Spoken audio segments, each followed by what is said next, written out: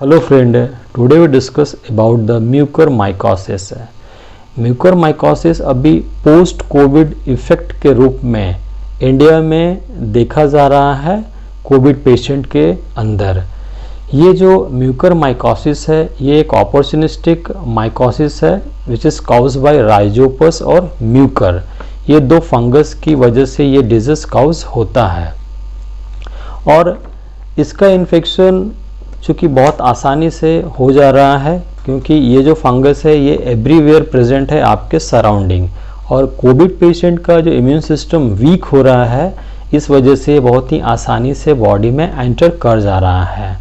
तो शरीर में कहाँ से ये एंटर करता है? आपके नोज़, माउथ या ब्लड कांटेक्ट या स्किन जहाँ पे कहीं पे वुंड है या बर्न स्किन है वहाँ से ही बहुत आसानी से ये एंटर कर जाता है। और किस पेशेंट में बहुत ही ईजिली इन्फेक्शन काउज करता है? तो जो डायबिटिक पेशेंट है और डायबिटिक में भी जो कीटो एसिडोसिस कंडीशन में है उनके अंदर ये बहुत आसानी से इन्फेक्शन काउज कर रहा है। कीटो एसिडोसिस कंडीशन क्या है कि आपके ब्लड में शुगर का लेवल बहुत ज़्यादा हो और इंसुलिन का लेवल बहुत कम हो, तो वैसे कंडीशन को हम लोग कीटो एसिडोसिस कंडीशन कहते हैं। तो उनमें ये फंगल का इन्फेक्शन बहुत ही आसानी से देखा जा रहा है। नेक्स्ट है आपका जो कैंसर पेशेंट है और कोविड पॉजिटिव हो गए हैं। तो कैंसर पेशेंट का इम्यून सिस्टम वीक होता है, इस वजह से उनको इन्फेक्शन ये काउज कर रहा है।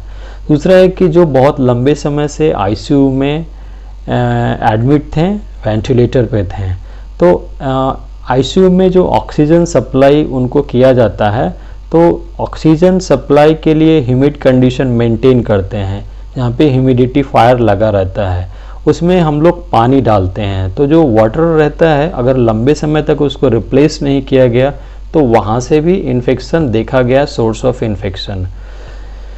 दूसरा है आपका जो हाई डोज ऑफ स्टेरॉयड लिया है, स्टेरॉयड की वजह से भी आपका इम्यून वीक हो जा रहा है और वहाँ पे भी इन्फेक्शन के चांसेस देखे जा रहे हैं।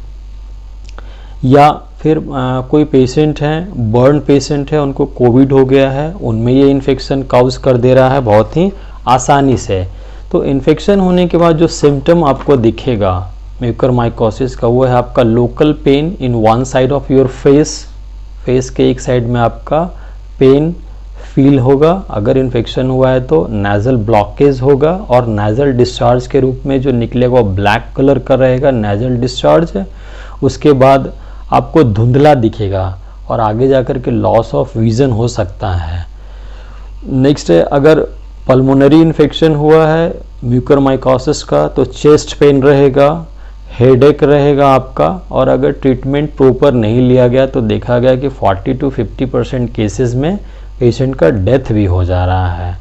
तो अगर सिम्टम आ रहे हैं तो आप डायग्नोसिस के लिए भी जा सकते हैं। डायग्नोसिस के लिए म्यूकरमाइकोसिस जो है राइजोपस में है, आप KOH माउंट करके देख सकते हैं माइक्रोस्कोपिकली, या फिर LPC भी कर सकते हैं, लैक्टोफिनॉल कॉटन ब्लू के थ्रू भी आप माइक्रोस्कोप में देख सकते हैं। अगर सैंपल में इन्फेक्शन रहेगा तो आपको हाइफी दिखाई देगा, फंगल हाइफी। नेज़ल स्वाब का सैंपल ले सकते हैं या स्पूटम ले सकते हैं।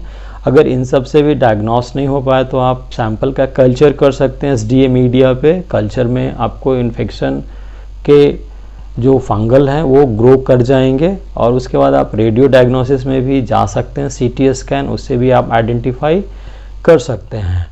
ट्रीटमेंट के लिए अभी देखा गया है जो राइजोपस जो फंजाई है म्यूकर, उसमें बहुत ही आसानी से आप एंटी फंगल ट्रीटमेंट ले सकते हैं अगर डायग्नोस हो चुका है। और अभी मोस्ट जो कॉमनली मेडिसिन यूज़ हो रहा है और वो इफ़ेक्टिव भी है वो है आपका लाइपोसोमल एम्फोटेरिसिन B।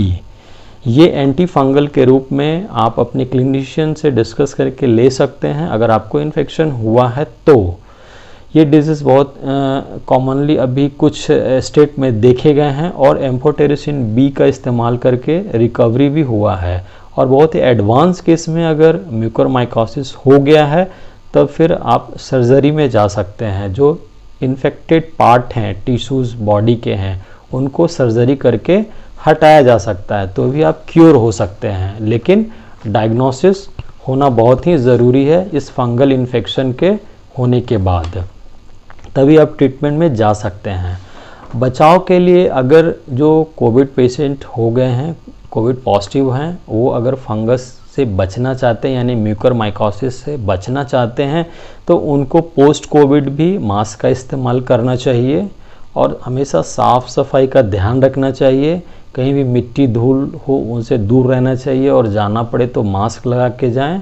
और शुगर पेशेंट जो हैं उनको भी अपना शुगर मेंटेन रखना चाहिए। अगर कोविड हुआ है तो स्टेरॉयड का कम से कम इस्तेमाल करें, डॉक्टर के कंसल्ट में आने के बाद ही स्टेरॉयड का इस्तेमाल करें, क्योंकि स्टेरॉयड कंडीशन वाले को भी देखा गया है कि म्यूकरमाइकोसिस का इन्फेक्शन कॉज हो रहा है। दूसरा है आपका ऑक्सीजन ट्रीटमेंट अगर आपको दिया गया है तो जो ह्यूमिडिफायर इस्तेमाल किया गया है वहाँ पे आपका वाटर हमेशा क्लीन होना चाहिए, हमेशा उसको रिप्लेस करते रहना चाहिए, जिससे जो सोर्स ऑफ इन्फेक्शन जो वाटर है वहाँ पे आप चेक पॉइंट्स लगा सकते हैं। पेशेंट जो एडमिट है उसका कैथेटर भी आईसीयू में हमेशा वॉच करते रहना चाहिए कि कहीं वहाँ पे इन्फेक्शन तो नहीं हो रहा है। इन सब चेक पॉइंट्स पे अगर आप अटेंशन लेंगे तो कोविड पेशेंट को फंगल इन्फेक्शन जो अभी म्यूकरमाइकोसिस डायग्नोस हो रहा है इससे आप बचा सकते हैं। और आप अगर ट्रीटमेंट में आ गए हैं इन्फेक्शन के बाद तो भी आप बच सकते हैं। Thank you for watching my YouTube channel. Thank you.